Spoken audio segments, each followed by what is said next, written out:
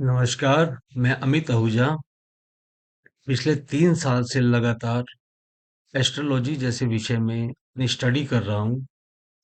उसी से रिलेटेड कुछ ऐसे सिम्पटम्स, कुछ ऐसी परेशानियाँ, कुछ ऐसे समाधान जो कि हर व्यक्ति को अपने जीवन में चाहिए होते हैं, उसके लिए मैं कुछ बताऊँगा आपको, ताकि छोटी-छोटी दिक्कतों के बारे में कभी भी किसी भी व्यक्ति को, किसी भी इंसान को, चाहे वो नौकरी में हो, चाहे वो व्यापार में हो, बार-बार किसी ज्योतिषियों के, किसी और के दरवाजे पर नहीं जाना पड़ेगा। छोटी-छोटी चीज़ों के लिए परेशानी नहीं होनी पड़ेगी। इसी के लिए मैं अपनी वीडियोज़ की एक सीरीज़ स्टार्ट कर रहा हूँ।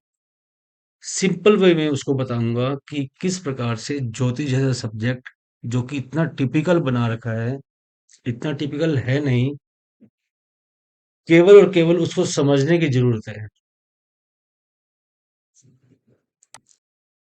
एक जन्म कुंडली में 12 घर होते हैं। 12 घरों में से पहला घर जन्म कुंडली का ये फर्स्ट हाउस है, जिसको कि हम लगन भाव भी बोलते हैं। लगन भाव मतलब 12 घर की एक बर्थ चार्ट हो गया, जो कि मान लो एक व्यक्ति का पूरा पूरा एक शरीर हो गया। उसमें जो लगन भाव हुआ, उसके अंदर क्या चीज को हम रिप्रेजेंट करते हैं।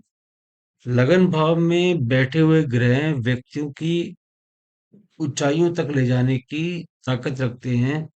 उस व्यक्ति को, जिस व्यक्ति की जन्म कुंडली में लगन भाव में जो भी ग्रह बैठा है, मैलिफिक है या बेनिफिक है, वो तो चर्चा बाद में होगी, लेकिन उस ग्रह का काम क्या है।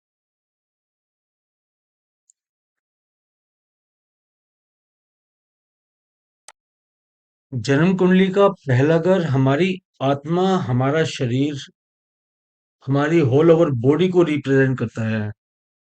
हमारे शरीर में ये जो जन्म कुंडली का फर्स्ट हाउस है, इसी से हम देखते हैं कि हमारे शरीर में बसने वाली आत्मा, हमारी होल ओवर बॉडी, हमारी वेल्थ, हमारा रंग रूप, हमारे बोलने का तरीका, यह सब कुछ इसकी जजमेंट अगर की जाती है तो जन्म कुंडली के पहले घर से की जाती है। इसीलिए जन्म कुंडली में इसको लगन भाव भी बोला जाता है। लगन भाव मतलब कि जन्म कुंडली का सबसे इंपॉर्टेंट हाउस, क्योंकि ये त्रिकोण का भी पहला घर है और केंद्र स्थान का भी जन्म कुंडली का पहला घर है। एक व्यक्ति अपने आप को समाज में किस प्रकार से रिप्रेजेंट करता है, मतलब प्रस्तुत करता है, अपना शरीर लेके जब व्यक्ति बाजार में, समाज में या इस धरती पर जन्म लेता है, तो उसका नेचर किस प्रकार का है, उसका शरीर के जो बाहर से देखने में जैसा प्रतीत होता है, वो जन्म कुंडली का फर्स्ट हाउस माना जाएगा। इसलिए जन्म कुंडली के फर्स्ट हाउस में बैठे हुए ग्रह ही इसकी नेचर को डिसाइड कर देते हैं कि व्यक्ति का नेचर किस प्रकार का होगा। मैलिफिक प्लेनेट होंगे या बेनिफिक प्लेनेट होंगे, यह तो सबसे अलग चीज है। वो तो उस व्यक्ति के ऊपर पड़ने वाले प्रभावों का फर्क पड़ता है। लेकिन जन्म कुंडली में पहला घर बेहद ही इंपॉर्टेंट हाउस होता है।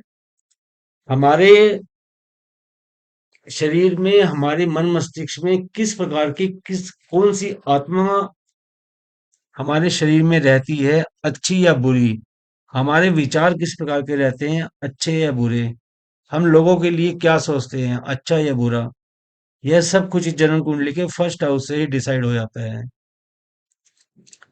जन्म कुंडली का फर्स्ट हाउस जिस नेचर का होगा, उसी नेचर का व्यक्ति अपने जीवन में उस नेचर को एक्सेप्ट कर लेता है और उसी के अकॉर्डिंग अपना जीवन जीता है। स्वभाव बदलना बेहद ही टफ हो जाता है अगर कोई व्यक्ति अपने जीवन में किसी भी ग्रह की पोजीशन बाय डिफॉल्ट, अगर जैसे कोई शनि जैसे ग्रह या राहु देव जैसे ग्रह अगर लगन पे विराजमान हो जाए, मंगल या सूर्य जैसे क्रूर ग्रह भी अगर लगन पे विराजमान हो जाए, तो उस व्यक्ति के नेचर में उस ग्रहों से संबंधित एट्रीब्यूट्स अपनी आप ही आने स्टार्ट हो जाती हैं, जिनको लेकर कि वह व्यक्ति अपने पूरे जीवन काल में चलता है। बाकी और भी घरों का इसके अंदर रोल आता है, सेकंड घर का, थर्ड घर का, उसके बारे में बाद में बताऊंगा। लेकिन मैं आज ये बता रहा हूँ कि जन्म कुंडली में लगन भाव की इंपॉर्टेंस कब कब और क्यों होती है। लगन भाव से ही हमारी हेल्थ देखी जाती है, हम कितना लंबा अच्छी हेल्थ के साथ चलेंगे, या हमारी हेल्थ बार बार डिस्टर्ब होती रहेगी। यह भी जन्म कुंडली में अपनी हेल्थ के अकॉर्डिंग फर्स्ट हाउस से ही देखा जाएगा। मैनेजमेंट की कुंडली को सुधारने का, कुंडली को बिगाड़ने का, एक व्यक्ति के अंदर कितने गुण हैं, मैनेजमेंट की पावर कैसी है, पूरी कुंडली को सुधारने के और पूरी कुंडली को बिगाड़ने के सारे काम जन्म कुंडली का फर्स्ट हाउस ही कर देता है। अगर जन्म कुंडली का फर्स्ट हाउस ही किसी भी कारण से गड़बड़ा गया, किसी गलत भाव में चला गया, केंद्र त्रिकोण में ना गया, तो उस व्यक्ति की जिंदगी में चैलेंजेस आ जाएंगे, स्ट्रगल्स रहेंगे पूरी लाइफ तक, और कुछ ना कुछ डिसीजन मेकिंग की कमी हमेशा उसको अपनी पूरी लाइफ तक खलेगी। इसलिए जन्म कुंडली के फर्स्ट हाउस को कभी भी इग्नोर नहीं करना चाहिए। नेक्स्ट वीडियो में मैं फर्स्ट हाउस के बारे में और भी कुछ बातें बताऊंगा जो कि बेहद ही जरूरी रहेंगी। तो आज के लिए इतना ही बताऊंगा सिर्फ। धन्यवाद। जय श्री कृष्ण।